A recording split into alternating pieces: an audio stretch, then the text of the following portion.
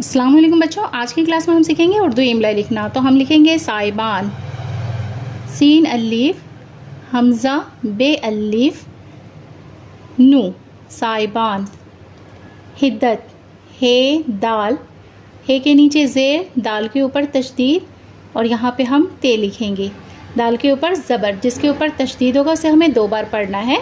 हिद्दत। मादूम, meme आइन दाल वाव meme, meme आइन, meme के ऊपर ज़बर, दाल के ऊपर पेश। जीम लाम वाव हे, जलवा अफरोज़,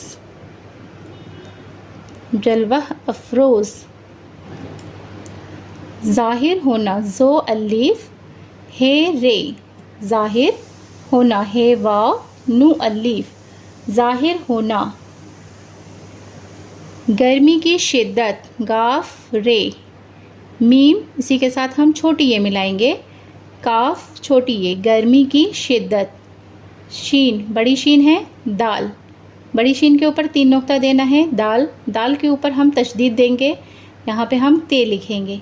शिद्दत, ज़बर होगा, शिद्दत जिसके ऊपर तशदीद होगा उसे हमें 2 बार पढ़ना है। गर्मी की शिद्दत लिखना है तूदह, ते वाव, ते के ऊपर पेश होगा, ते वाव दाल हे, तूदह।